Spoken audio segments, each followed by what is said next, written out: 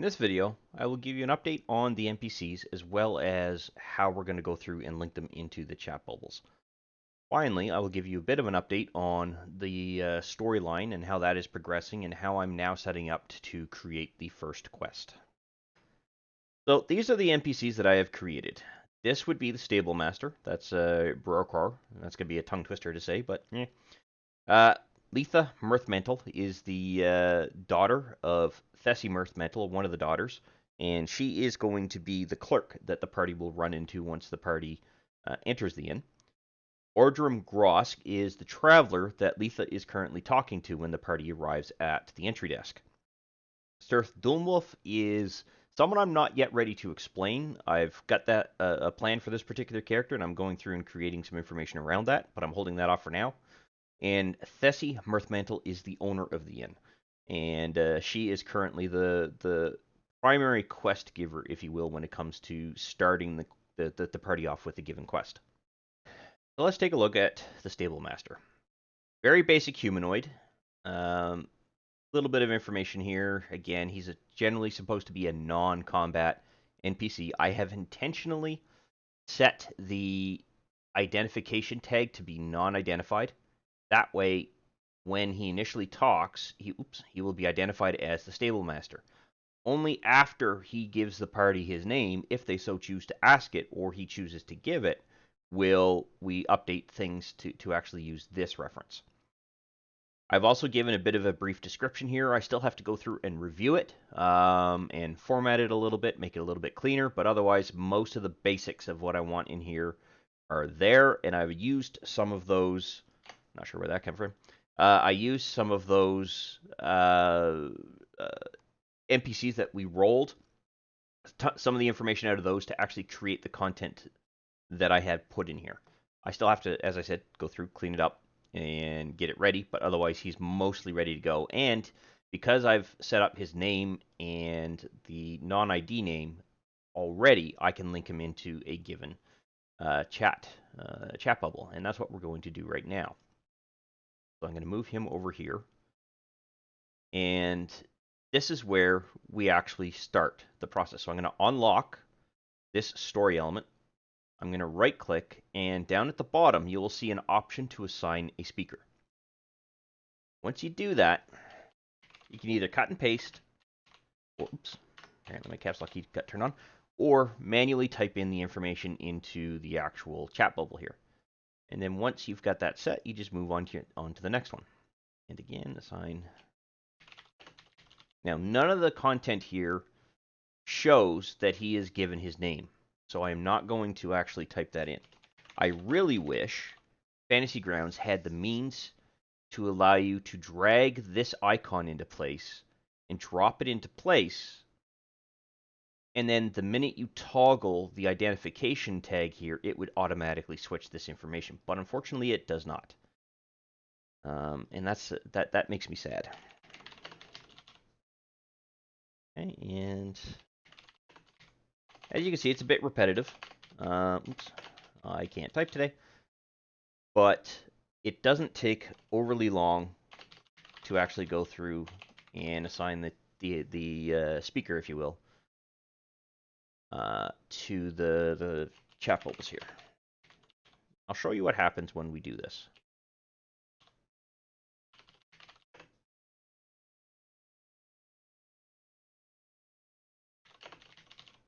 Now, there might be a quick key here. I just find it a little bit quicker to actually just right-click on the chat bubble and go from there. Okay, that is all the assignments here. Now, if you look at the chat window here, if I click on this chat option, you'll see that even though the GM icon is here, by the way, that never goes away, you'll actually see that the speaker is the Stable Master. Well met. I am the Stable Master of this here establishment. I hope I hope your travel. Okay, gotta. I hope your travel through the. Oh no, I suppose that's correct. I hope your travel through the Southern Pass was uneventful. Okay, it'll take a little bit of getting used to actually go through and say that properly without having to worry about it. But that is essentially how you go through and assign a speaker, if you will. Now, that's not the only location that I can go through and do that. I have already done this. Okay, these are informational only. And in fact, I might have actually over-assigned. Let me just confirm this. Yeah, I did. Okay. So, to clear a chat speaker, okay, speaker, all you do is you right-click on this, or click on this side, and backspace, and it will get rid of everything.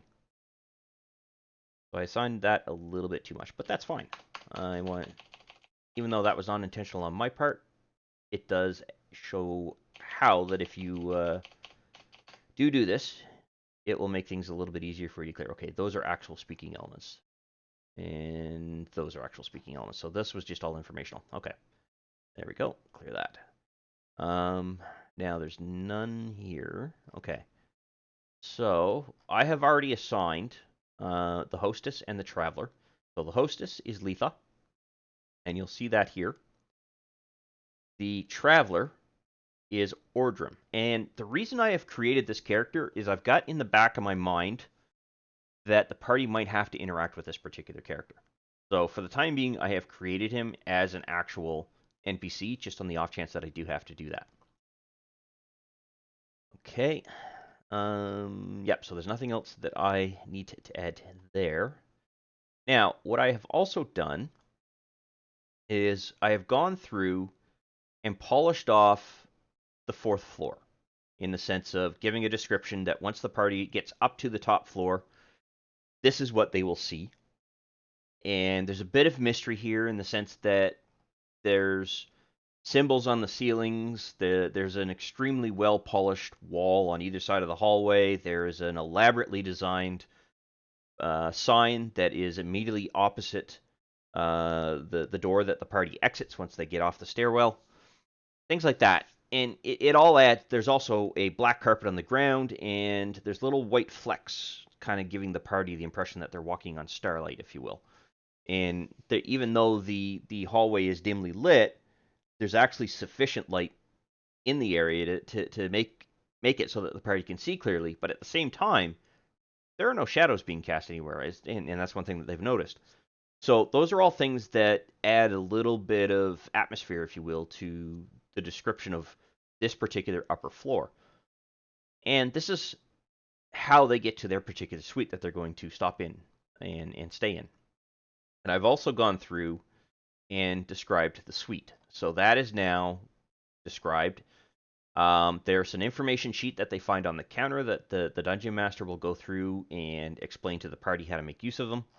Like there's a map, for example. There's a little bell that they can ring, and it's a magical bell in the sense that it will, when the party rings it 3 times, the person who rang that particular bell will hear a voice in their head asking them, "What would you like to order?" So on and so forth. So those are the kinds of things that I do need to add a little bit more description for the DM himself here for that, or herself, to be able to fill that particular part of the information in. But the description here should be fairly clear. But at the same time, I've given enough leeway here that the DM can really make up their mind how that happens. Maybe somebody actually comes to the door. Who knows? In addition, I've given a description of the bedrooms that are off of the common room, and this is the description for the common room. So all of this is progressed to a point where I'm now satisfied. And in fact, none of these pages here have been adjusted since my last edit, with the exception of one, and that was I initially had it set up that if the party failed to identify the remains, like they couldn't find the remains or they didn't bother looking, but did tell the stable master where to go. And in fact, there is actually here. I have to assign a chat bubble here. So, oops, entity. Yeah. Okay. So this is also stable master. Well, I'll have to go through and review those other pages, but I'm pretty certain that that's most of them. In this particular page here, I had it set up that if the party was unable to find the remains, but did mention that they ran into an odor that smelled like there was a body decaying somewhere, to the stable master, he would send out a party to go through and search them for that particular body. Initially, I would have the stable master roll a DC 10 wisdom check, and any value higher than 10 was how many hours the party would actually go through and search. But I've made the determination that the party, or the hunting party that goes out to find that particular body, will recover it fairly quickly. They know the area. It doesn't make sense to have them actually go through and spend X number of hours out there. I still am having the stable master roll a DC 10 wisdom check, because anything under a 10, he's not going to bother sending out a party. So that still provides a mechanism to fail finding that body or reporting that body, which means the party could potentially have missing information when it comes to the clues to the mystery that they're supposed to solve. So while I've provided avenues for success, I've also provided avenues for failure. So based on the roles that the party's going to get, based on the roles that the DM's going to get for the stable masters, based on the rules for other NPCs that are going to come into play down the road, there are going to be multiple avenues as to where things will potentially change the direction that the party's going to go. Now, having said that, this particular individual whose body is lying in the woods right now has been reported missing. So when the party gets to the point where they're actually starting to look for that list, they will realize this particular individual is missing and still be able to get to the house that they need to get to find additional clues. So there is still an avenue that they can come around. They're essentially just going to lose some additional experience points, possibly some rewards, depending on what level of success they had, things like that. And the town, if this body was recovered because the party told them where to look for it, the town's going to treat the party a little bit differently and might give them a little bit more information than if the town found it on their own and discovered that the party knew about the fact that they had discovered the body but did nothing about it. So there's still multiple paths, if you will, that this whole storyline can take, even though I'm being very specific on crafting specific elements of it. All right, so let's just briefly check to see. Okay, yep, so there are some additional chat bubbles here. So this is one of the things that you'll want to make sure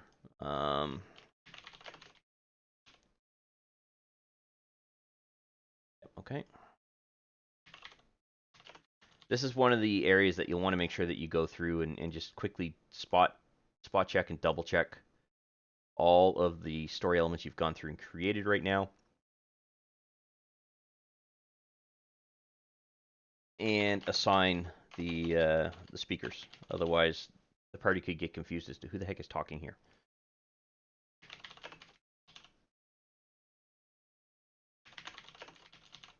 Oops. And as you can see, once you go through the whole process of making these modifications, it doesn't really take a whole lot. Unlock. I must have locked it. It doesn't take a whole lot of effort to actually go through and assign the actual speakers. Okay, so that should take care of the stable master. Now, the part that I want to really show you today is I'm starting to now set up the actual hook for the initial quest. So up to this point, all of the stuff that I've added into Fantasy Grounds is literally to get the party from where they're starting into the town, into the inn, and into the location where the quest can actually be hooked into the game, or hooked into the campaign, if you will. This is why some players hate me and some players love me, because look at all the information I've gone in there and added. That is a lot of detail to set up an atmosphere that literally is going to be used to solve a mystery. And I've had some people complain about that. I've had other players go, "Holy crap, the level of detail just allowed me to immerse myself in this whole thing."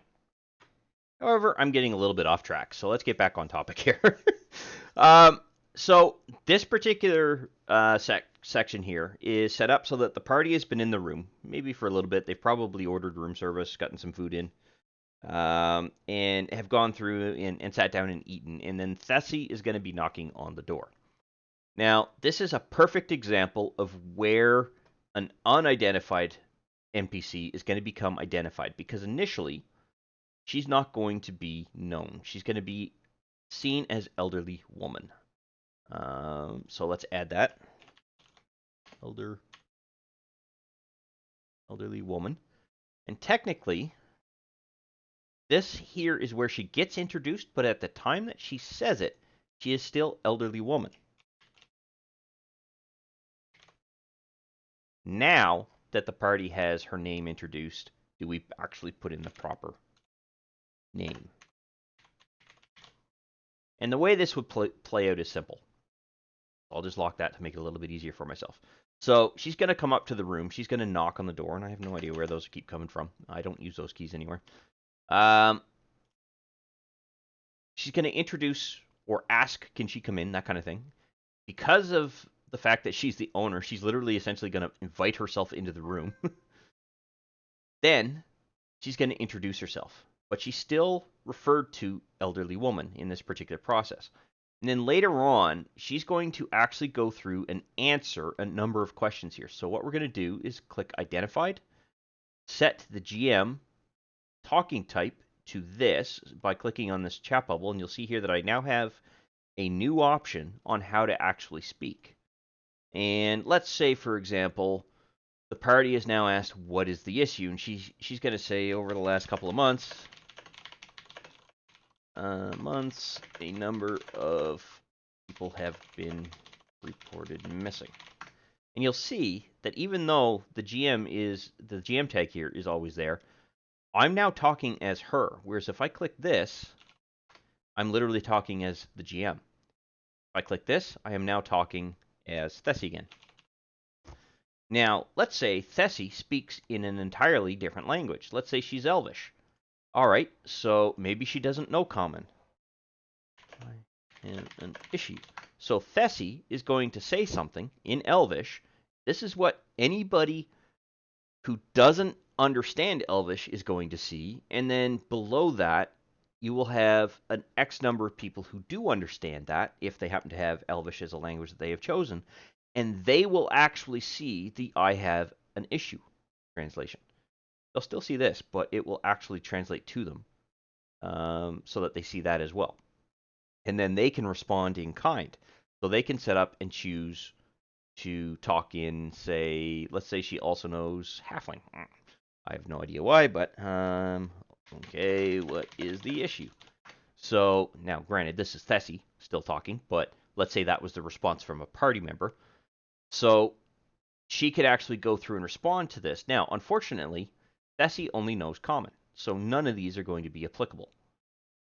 The game still allows you to talk like that, but she doesn't actually understand the language. So technically, these two things here would be invalid. But I was just using those as an example. And then in Common, it's just going to say that. But anybody who doesn't understand Common, which in this world in Fantasy Grounds, specifically Forgotten Realms, is rare. They'll see this, and most people understand Common, so there's pretty much no one who's going to not be able to understand that. And then if you leave it as empty, it'll just automatically default to Common, even though it doesn't actually state that they're typing in Common. So that's how you can make use of the chat functionality. So as the DM, when you're going through and the party is asking questions and you're pulling the points out of this particular list of items here, or even this list if they had returned or found the body that was in the woods, then you can actually respond to them in the chat window and maintain that level of immersion because they're not hearing your voice unless you're able to do different voices. I personally am not. I always seem to go to a very bad Scottish brogue for some reason, and I have no clue as to why. But this way, I can now type information into the chat window here, and they'll think it's coming from Thessie, even though obviously it's me that's typing it because they see the GM tag as well. But they'll understand that as Thessie being the one that they're interacting with, not me, the DM. So it adds to that level of immersion. And then here, as I said, I've gone through and actually set up so that Thessie now actually responds. She's introduced herself, blah, blah, blah. And then if the question pops up about what about the reward, well, I've already set up the reward. Generally, she's explaining that her family has amassed a vast amount of wealth over the generations. She has seen items of value that she might be willing to give to the party, but at the same time, she's remaining in control of the situation because she's essentially telling the party, I will only give you that if you stop the abductions and figure out who or what is doing it. But at minimum, I will give you 500 gold pieces to actually complete the quest. And if she feels that the party has done well, that's when she'll potentially look at introducing item rewards to an actual party. And that will be partially where I tie in the loot rewards and stuff like that. So the loot parcels. But I still haven't defined the quest. I'm going to do that in the next video. The reason being is I want to actually set up a little bit more of the actual description around this part of the quest. I've set it up here, so I've created the hook. Now I actually have to flesh out a little bit more of the content. So I got to create the mayor, which is going to be another NPC. I have to create some of the remaining surviving family members so that the party can interact with them. There'll be a handful of people that have gone missing who they were the sole owners of the houses. They're empty. They might be able to go there to find some clues. So I want to make sure that I get all of that set up before I actually define the description of the quest and pin it down specifically, because I might adjust it slightly based on how those events daisy chain out and identify at what point, okay, maybe I can break this into smaller subquests. So the overriding whole quest will be what Thessie here is asking for, but now maybe I can break it down into subcards, such as, okay, they've identified that this particular individual may have been an abduction of opportunity and is not related to the actual quest, but the party figured that out. So that might be an entirely separate mini quest reward, if you will, and go from there. So I want to be able to add in false leads. I want to be able to add in leads that absolutely go nowhere or completely take the party off track. But at the same time, if the party sees through it, I want to be able to show how you as a DM can actually go through and still reward them for being able to see through those particular false leads. Or they aren't really going to get penalized, if you will, for the fact that they fell down those false leads or followed those false leads. But at the same time, they're not going to get any experience points for it if you're doing that. And it may hurt their milestone leveling if you're deciding to go that particular route. So these are all things you want to keep in mind when you go through and create this particular subsection of, if you will, of the story. But at this point, I will be creating Chapter 2. So all of this is to get the party there. I am now at the point where I'm now looking at dealing with A Tale of a Small Village. And I'm still calling that because learning about the people who were missing is going to allow the party to learn a little bit more about the village. So it's telling the tale of that village. And they'll have to uncover some of the history. They'll have to uncover some of the backgrounds of these players, or the NPCs rather. And they'll have to uncover some of the events of note that have occurred in this particular town to be able to solve the problem. To be able to solve the first part of the problem, I should say. Lastly, I have gone through and pulled out most of the elements from our brainstorming idea section and removed anything that was in here that is no longer applicable or no longer going to make sense to make use of. At the same time, if anything has already been copied into or made use of inside of the story elements, I've now removed it from here if it wasn't going to be used anywhere else. Finally, I have removed some of our tasks as well as updated some other tasks. So my next task is to go through and create a quest reward item for the body, as well as to create a quest card for the hook that I've just created. And that will be part of the next video series, or the next video, I should say. But I still have to go through and review all of the NPC cards for all of these NPCs that I've gone through and created. And the reason for that is I just want to make sure that the information is concise, it's clear, it aligns with where the rest of the story is, and it has information. Some of those cards actually have information that the party could theoretically make use of if they talk to that particular individual and the DM role plays that particular individual a little bit, so that some of that information might leak out there. So I got to make sure that there's information in there, or a link to a story element that allows you as a DM to go through and make use of it. And that is pretty much it. So this is the update on where we are progressing with this particular story. It is primarily around how do you link in the NPCs to the story cards, and how to make use of them as a DM when you're actually going through and chatting. So technically, this is creating the NPC part 2. And then we'll look at actually getting into the quests. So we'll deal with that on our next video. So with that in mind, this is creating NPCs part 2 in relation to our sample campaign, which, by the way, might be going through a name change for our next video. So I'm thinking on that still. We'll see. I wish to thank you for taking the time to watch this particular video. I hope you found it informative and useful to familiarizing yourself with Fantasy Grounds in general, and that you had fun in the process. If you found the video useful and you liked the content of the particular video, go ahead and click that like button to let me know. And if you have any questions specific to the topic covered by this particular video, or just have some comments in general, please feel free to post something in the comments section, and I will do my best to respond to any questions that are asked. Additionally, I do release content quite regularly, and it's generally specific to Fantasy Grounds or 5th edition Dungeons & Dragons at this time. So if you'd like to be notified when new videos come out, go ahead and subscribe and click the notification bell to ensure that notification is sent to you when I release a new video.